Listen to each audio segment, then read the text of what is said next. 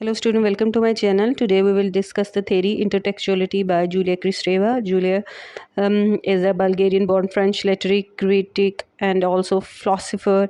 And if we will talk about her work, तो उन्होंने तकरीबन पब्लिश की थी 30 बुक्स और 5 डिटेक्टिव नॉवेल्स थे. उनका वर्क जो था साइको एनालिटिकल के हवाले से, एंथ्रोपोलॉजी, फ़िलासफ़ी के हवाले से बहुत ज़्यादा फेमस था. और मॉडर्निज़म के साथ साथ जो इंटरटेक्चुअलिटी की जो थ्योरी है उसको साथ साथ अरूज मिला.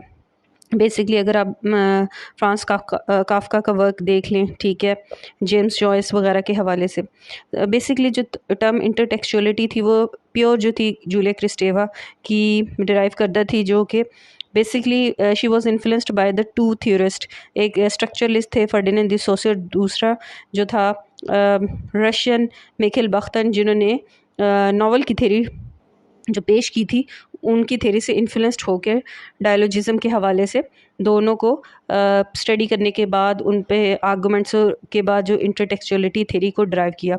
सो it is through the combination of socio और Bakhtin theory of intertextuality emerge. अगर हम इसके हवाले से बात करें इंटरटेक्चुअलिटी, और सबसे पहले आपको पता होना चाहिए कि स्ट्रक्चरलिज्म में क्या प्रॉब्लम्स थी. वो कहती थी कि जो उसने जो अपना फेमस जो मोस्ट इम्पॉर्टेंट एसेज लिखे थे, जिसमें द बॉन्डेड टेक्स्ट भी आ जाता है, जिसमें वर्ड डायलॉग और नॉवेल्स वगैरह भी थे, उसमें उसने आर्गुमेंट्स दिए. और जो प्रॉब्लम्स स्ट्रक्चरलिस्ट ने जो एड्रेस नहीं की, उनको हाईलाइट किया कि किस तरीके से स्ट्रक्चरलिस्ट जो थे उन्होंने लैंग्वेज को एज ए ऑब्जेक्टिविटी के तौर पे लिया. इस तरह मिथ, ओरल कल्चर और ट्रेडिशनल लिटरेरी टेक्स्ट और कल्चरल टेक्स्ट को एज अ साइंटिफिकली आप एनालाइज कर सकते हैं, ठीक है.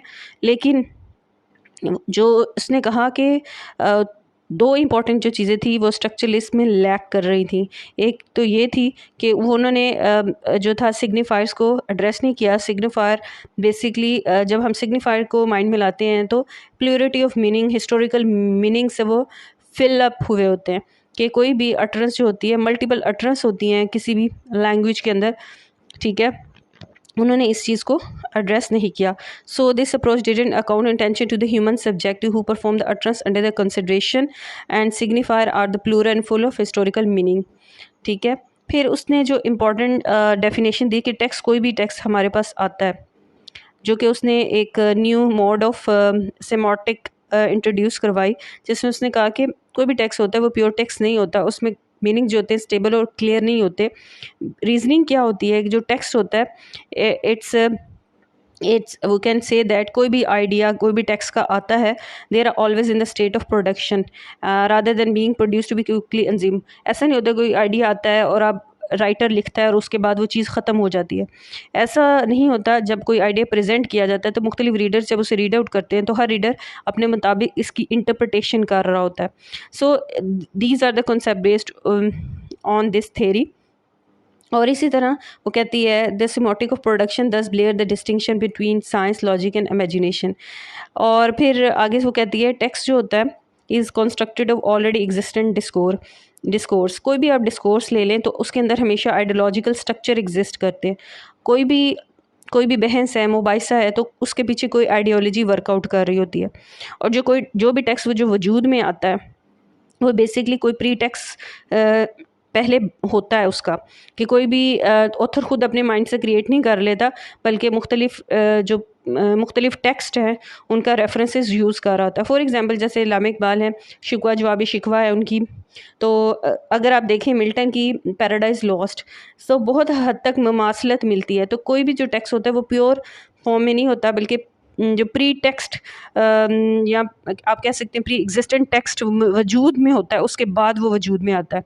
सो इंटरटेक्चुअलिटी इसी स्पेस को फिलअप कर रही होती है, ठीक है. और इसी तरह आप उसके अंदर मुख्तलिफ आइडियाज़ हो रहे होते हैं जो आपस में इंटरसेक्ट भी कर रहे होते हैं और एक दूसरे को न्यूट्रलाइज भी कर रहे होते हैं, और आपको उस टेक्स्ट के अंदर उन चीज़ों की रिफ्लेक्शन मिलती है. वो कहती है कोई भी टेक्स्ट आप कोई भी इंडिविजुअल टेक्स्ट ले लें तो आप ये नहीं कह सकते कि ये टेक्स्ट जो है इंडिविजुअल टेक्स्ट है, बल्कि उसमें एक कल्चर टेक्सचुअलिटी एग्जिस्ट कर रही होती है।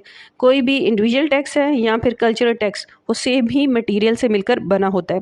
इसी तरह उसने कहा कि बेसिकली ये जो पॉइंट वो कह रही है, वो कहती है basically rephrasing the Bakhtin notion of dialogue. Dialogue हमेशा किसका रिलेशनशिप होता है, ऑथर, रीडर का, वर्क का, सोसाइटी और हिस्ट्री। तो इसी तरह जो टेक्स्ट होता है basically represent the society, conflicts को रिप्रेजेंट करता है, हिस्ट्री को रिप्रेजेंट कर रहा होता है, और कभी भी जो है स्टेबल टेक्स्ट की सूरत में नहीं होता।